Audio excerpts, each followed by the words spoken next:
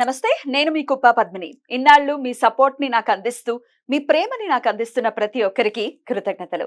ఇప్పుడు చూడబోతున్న ఈ వీడియో కూడా ఖచ్చితంగా మీకు ఉపయోగపడుతుంది.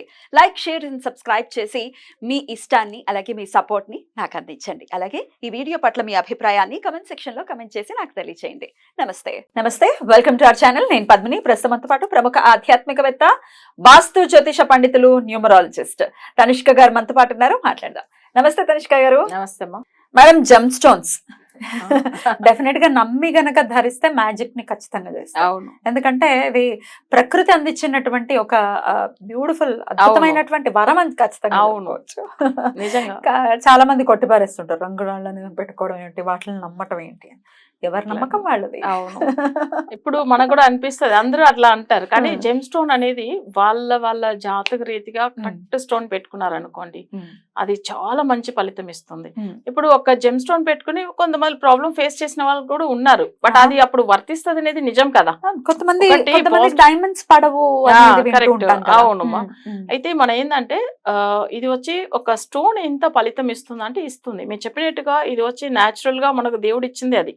బట్ ఆ జెమ్ స్టోన్ అనేది ఒక్కొక్క జాతక రీతిగా ఈ గ్రహాలు సంబంధించింది మనకి ఎట్లా చూపించాడంటే, అసలు ఇదన్నీ మనం ఫాలో అవుతున్నప్పుడే మనకు అర్థమైతే. ఇప్పుడు వేసి పెట్టుకున్న వాళ్ళకి, ఇప్పుడు మీరు జెమ్ స్టోన్ పెట్టుకున్నారు, నేను అసలు హాయిగా పెట్టుకుంటా, విపరీతమైన నమ్మకంతో పెట్టుకుంటా. అవును.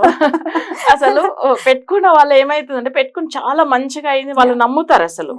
అయితే ఇది వచ్చి మనం ఎట్లా అంటే ప్రాపర్ గా జెమ్ స్టోన్ అనేది సెలెక్ట్ చేయాలి. ఎలా తెలుస్తుంది మేడం? ఇప్పుడు కొంతమందికి జాతకం ఉండదు కదా, దీని సపోర్ట్ తీసుకోవచ్చు. అప్పుడు ఏమైతుందంటే వాళ్ళకి అసలు శని సంబంధించిన స్టోన్ కానీ లేకపోతే రాగు సంబంధించిన స్టోన్ కానీ పెట్టుకోకూడదు.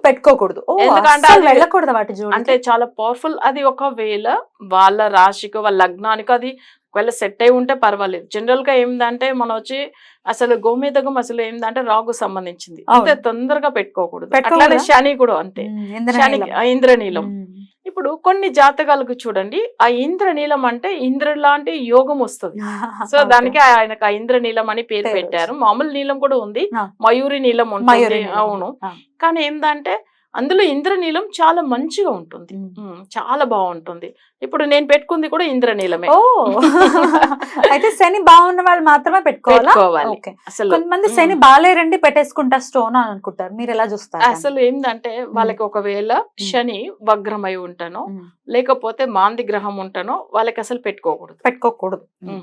అసలు జాతకంలో వాళ్ళకి వచ్చి శని ఒక మంచి పొజిషన్ లో ఉన్నప్పుడు వాళ్ళకి ఆ నీలం, ఇంద్రనీలం పెట్టుకోవడం మంచిది. నేను మయూరు నీలమో మామూలు నీలం అస్సలే నేను వద్దనే చెప్తాను. ఎందుకంటే పెట్టినా యూస్ లేనదాన్ని వేస్ట్ గా దానికి ఖర్చు పెట్టి కొనుక్కోవడం ఎందుకు.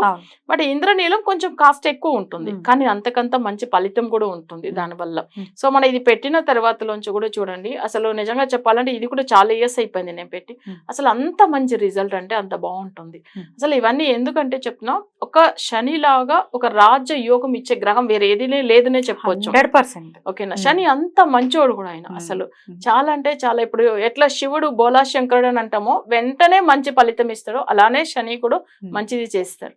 కానీ ఏంటంటే శని గురించి చాలా మంది భయపడుతూ ఉంటారు కదా, భయం కాదు అసలు. అయితే ఆయన ఏంటంటే ఆయన ఒక స్వభావం ఏంటంటే స్లోగా వెళ్తాడు ఒకటి. రెండోది ఏంటంటే ఆయన వచ్చి అసలు ప్రాబ్లమ్స్ అంటే ఇప్పుడు మీకు తెలుసు అంటే తిరునల్లారు అని చెప్తాం, నల చక్రవర్తి అంటే రాజు, ఆయన కూడా శని వల్ల బాధపడారనే ఉంటుంది. శివుడే బాధపడ్డాడు, దాక్కోవాల్సి వచ్చింది. అవును, అసలు అవును. శివుడు అన్ని దేవుళ్ళే కూడా అసలు చెప్పాలంటే గోచార శని చాలా పెద్ద సమస్య ఇస్తుంది. అందుకే ఏళ్ళ శని అంటేనే చాలా భయపడతారు. ఏళ్ళ శని అంటేనే అసలు ఎక్కువ భయం ఉంటూ ఉంటుంది. అంటే నేను శని గురించి ఇంత ముందుగా కథలు కూడా చెప్పున్నాను, బట్ ఈ జెమ్ స్టోన్ గురించి మాట్లాడుతూ ఆ కథ కూడా చెప్తాము. జనరల్ గా శని వచ్చి ఏం చేస్తాడంటే అసలు అందరినీ పడుతూ వచ్చిండు. ఒక్కసారి ఆంజనేయ స్వామిని పట్టే టైం వచ్చింది. ఆయన వచ్చి ఏమైతుందంటే అప్పుడు లంకకు వెళ్లే పనిలో ఉన్నాడు ఆయన, బిజీగా ఉన్నాడు ఆయన. అప్పుడు వెళ్ళి ఆంజనేయ స్వామి దగ్గర శని చెప్తున్నాడు, అసలు నేను ఇప్పుడు నేను పట్టాలి, టైం వచ్చింది అట్లని. దానికి ఆంజనేయ స్వామి సర్లే ఒక్క నిమిషం వెయిట్ చేయి, నేను చెప్తాను, అప్పుడు నువ్వు పట్టు అని చెప్పి. ఎందుకంటే అప్పుడు బాలం పెడుతున్న బ్రిడ్జ్ కడుతున్నారు కదా, ఆ స్టోన్ ఒకటొకటిగా ఇక్కడ పెట్టి తీసి మోసుకుని పోయి అక్కడ పెట్టేసి వస్తాడు ఆయన కదా, స్వామి వారు ఆంజనేయ స్వామి. ఆ టైం చూసి ఏం చేస్తాడంటే ఆంజనేయ స్వామి ఒక్క చిన్న నిబంధన, ఏం లేదు నువ్వు షోల్డర్ మీద వచ్చి కూర్చోని అంటాడు ఆయన. సో అప్పుడు ఏం చేస్తాడంటే శని వచ్చి షోల్డర్ మీద కూర్చున్నప్పుడు ఒక్కొక్క బండరాయిగా తీసి పెట్టుకుని ఉంటే ఈయనని బాధ పెడతాం అనుకుంటే నాకు బాధ వచ్చింది ఏంది అబ్బా ఆంజనేయ స్వామితో పెట్టుకోకూడదని పారైపోతాడు ఆయన. ఎప్పుడైనా కూడా చూడండి శని దోషం ఉన్న వాళ్ళు ఆంజనేయ స్వామిని బాగానే మొక్కుతారు. సో మన ఈ జెమ్ స్టోన్ విషయం గురించి చూస్తున్నాం. మంచి అతనే శని అయితే కానీ దేవుళ్ళైనా కానీ పట్టడం అనేది తప్పదు అసలు కదా. సరే ఇంకో విషయం కూడా చూడండి, అందరిని పట్టిండు. అలానే స్వామి వారు కృష్ణుడి దగ్గర కూడా వస్తాడు. కృష్ణుడి దగ్గర వచ్చినప్పుడు ఆయన ఏం రాపోయాడు శని తెలిసిపోయింది ఆయనకు ముందుగానే. చాలా హుషారుగా ఏం చేసిండు అంటే ఒక చిన్న జల్లపురుకు లాగా అంటే డ్రైనేజ్ లో ఇట్లా వెళ్ళిపోతున్నాడు అనమాట. తర్వాత కొంచెంసేపు గడియలంతా అయిన తర్వాత మళ్ళీ బయట వస్తాడు. వచ్చిన తర్వాత శనీశ్వరుడి దగ్గర చూసి నవ్వుకుంటూ చెప్తుండు కృష్ణ పరమాత్మ, చూసావా శని నువ్వు వచ్చే ముందుగా నేను వెళ్ళి దాక్కున్నా అట్లానంటే ఆయన ఏమంటాడు తెలుసా, నువ్వు ఎంత పెద్ద దేవుడు అసలు నిజంగా అక్కడ నేను ఎప్పుడో పడ్డాను తెలుసునా అని అంటుండు. ఎందుకంటే ఒక ఆయన పట్టేసిండు అసలు నిజంగా. తర్వాత ఆయన బయట వచ్చినప్పుడు ఈయన అంటున్నాడు నేను అన్ని అసలు నువ్వు కనిపెట్టలేదు ఆయన అంటున్నాడు, కానీ నిజంగా ఆయన పట్టేసిండు అంత ముందుగానే. బట్ దేవుడు అయినా కానీ శనికి వచ్చి ఏమైతుందంటే తన టైమింగ్ ప్రకారం తను వచ్చి ఏంటంటే ఒక నీతి అంటే మనం ఏమంటారు న్యాయం అవన్నీ అంటే తెలుగులో ఏం చెప్తారో తెలియదు, న్యాయంగా వెళ్తాడు ఆయన శని గురించి చెప్పాలి అంటే. సో అట్లా ఏమైతుందంటే తను ఇప్పుడు వచ్చి యమధర్మరాజు అని అంటారు. ఆ ధర్మం తప్పకుండా చేసేది యముడు కూడా, అంటే వీళ్ళ బ్రదరే కదా. ఈయన అంతే, ఈయన కూడా అంతే. ఎందుకంటే పూర్వ జన్మ కర్మ ప్రకారం ఇప్పుడు కష్టాలు ఇవ్వకపోతే ఒక జను తప్పు చేశారంటే ఆ భయం అనేది ఉంటేనే కదా మళ్ళీ వేరే తప్పులు చేయకుండా ఉంటారు. సో దానివల్ల ఆయన చేసి ఆయన కష్టం ఇస్తాడు.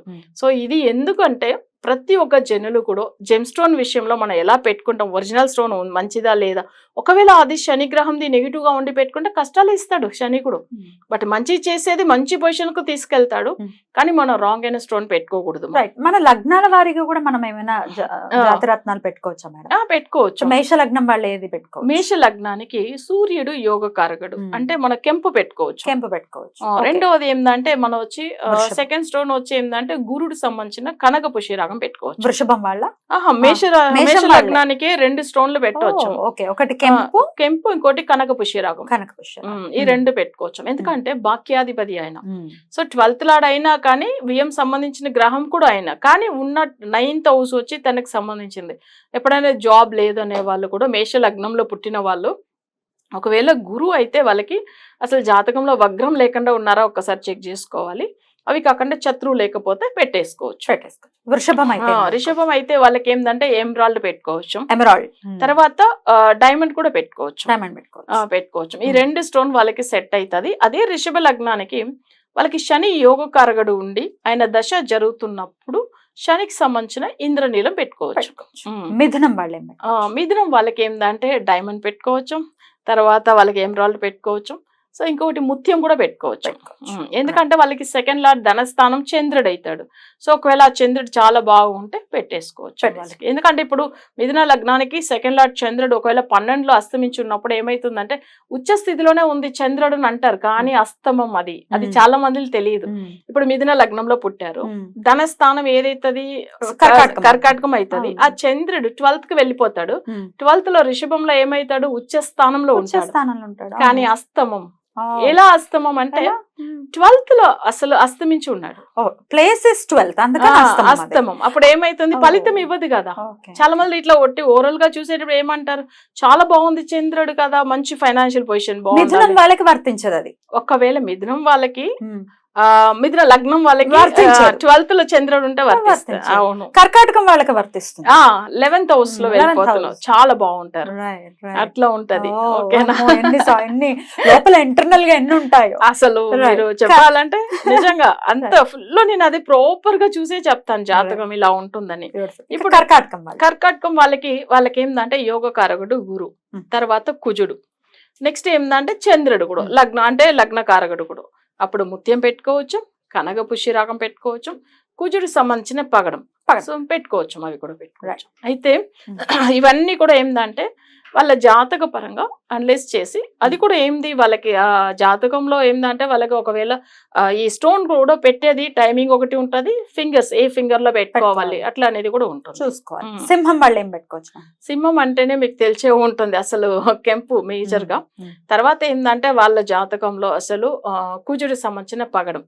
సో ఈ రెండు పెట్టేసుకోవచ్చు. అవి రెండు చాలా బాగా కలిసి వస్తాయి వాళ్ళకి. కన్యా వాళ్ళకి ఏంటంటే అసలు అంటే వాళ్ళకి వచ్చే జాతక పరంగా ఎమరాల్డ్ తర్వాత డైమండ్ పెట్టుకోవచ్చు. తులా రాశికి అసలు చెప్పాలంటే అసలు ఎక్కువ మందిలో ఏంటంటే ఎక్కువ తులారాశి వాళ్ళు మేజర్ గా ఎమరాల్డే పెట్టుకుంటారు. నెక్స్ట్ ముత్యం ఎట్లా పెట్టుకోవచ్చు అంటే తులా లగ్నానికి జనరల్ గా ఏంటంటే యోగకారకుడు బుధుడు ఒకటి, చంద్రుడు ఒకటి. ఓకేనా, అంటే 9వ స్థానం అనేది అక్కడ బుధుడు సంబంధించింది. తర్వాత అక్కడ జాతక పరంగా 10వ స్థానం చంద్రుడు. సో అప్పుడు ఏమైపోతుందంటే వాళ్ళ చక్రం ప్రకారము వాళ్ళకి అది చాలా బాగా కలిసి వస్తుంది. అంటే ముత్యము ఎమరాల్డ్. ఇక వృశ్చికం వాళ్ళకి ఏమైతుందంటే జాతకంలో వాళ్ళకి వచ్చి చాలా మంచి ఫలితం ఇచ్చేది గురువు ఒకటి, తర్వాత సూర్యుడు ఒకటి. సో అప్పుడు కనక పుష్యరాగం తర్వాత కెంపు. సో ఈ రెండుని పెట్టేసుకోవచ్చు. పగడం అనేది వృశ్చిక రాశి వాళ్ళకి కొంతమందిగా సెట్ అవుతుంది. అది ఎందుకంటే వాళ్ళ జాతక పరంగా కొన్ని జాతకంలో బాగా లేకుండా ఉంటే అప్పుడు వృశ్చిక రాశిలో పుట్టిన వాళ్ళకి పగడం సెట్ అవ్వదు. ధనుసు రాశి వాళ్ళకి చెప్పాలంటే అసలు వాళ్ళకి కనక పుష్య రాగం ఫస్ట్, సెకండ్ వచ్చి పగడం. ఎందుకంటే యోగ కారకుడు కుజుడు, తర్వాత లగ్న కారకుడు గురు. సో అవి రెండు. అవి కాకుండా వాళ్ళకి ఇంకొక జెమ్ స్టోన్ ఏంటంటే ధనురాశికి అసలు రూబీ అంటే కెంపు పెట్టేసుకోవచ్చు. ఎందుకంటే వాళ్ళకి భాగ్యాధిపతి అవుతాడు ఆయన సూర్యుడు, దాని వల్ల పెట్టుకోవచ్చు. ఇక మకరం యాక్చువల్ గా మకర రాశికి అధిపతి శని గురించి మనం చాలా విషయాలు చెప్పేసుకున్నాం అసలు. అయితే వాళ్ళకి ఏంటంటే డైమండ్ పెట్టవచ్చము, నెక్స్ట్ ఏంటంటే ఎమరాల్డ్ పెట్టవచ్చు. ఎందుకంటే రెండునే భాగ్యాధిపతి ఒకటి, జీవన స్థానాధిపతి ఒకటి వాళ్ళ జాతక పరంగా. అది చాలా మంచి ఫలితం ఇస్తుంది. కొంతమందికి ఒక డౌట్ ఉంటుంది, మకర లగ్నానికి ఏంటంటే 6th లార్డ్ బుధుడు కదా, బట్ ఆయన శత్రు ప్లేస్ కదా అట్లా అనేసి. బట్ అట్లా కాదు, యోగ కారకుడే అవుతాడు. అలా ఉన్న వాళ్ళు పెట్టుకోవచ్చు. కుంభం కూడా శని ఇల్లే. అవును, వాళ్ళకి ఏమైతుందంటే ఎక్కువ వాళ్ళకి వచ్చి ఎమరాల్డ్ పెట్టుకోవద్దు. ఎందుకు అట్లానంటే కుంభానికి అష్టమాధిపతి అవుతాడు, అప్పుడు చాలా పవర్ఫుల్ కదా అష్టమ స్థానం అంటే, అందుకే వద్దని చెప్తాను. అయితే డైమండ్ పెట్టుకోమంటాను వాళ్ళకి. సో మేజర్ గా డైమండ్ ఒకటే సెట్ అవుతుంది. ఒకవేళ కుంభరాశి వాళ్ళకి శని దశ నడుస్తుంది, వాళ్ళకి ఒకవేళ జాతక పరంగా శని మంచి పొజిషన్ లో ఉన్నప్పుడు, అంటే ఒకవేళ వాళ్ళకి నెగిటివ్ వగ్రం కాకుండా ప్లస్ మాంది గ్రహం అవ్వకుండా ఉన్నప్పుడు వాళ్ళు ఏంటంటే శనికి సంబంధించిన స్టోన్ అంటే ఇంద్రనీలం పెట్టేసుకోవచ్చు. ఇక మీనం ఓకే, మీన రాశి వాళ్ళకి మీన లగ్నం వాళ్ళకి కూడా మనం చూసామంటే మీన లగ్నానికి యోగ కారకుడు ఎవరు అంటే కుజుడుదా, తర్వాత ఏందంటే గురు. ఓకేనా, బట్ ఇక్కడ ఏమైతుందంటే ఒకరికి చంద్రుడు సంబంధించిన స్టోన్ కూడా మనం సెలెక్ట్ చేస్తాం. ముత్యం కూడా పంచమ స్థానం కాబట్టి.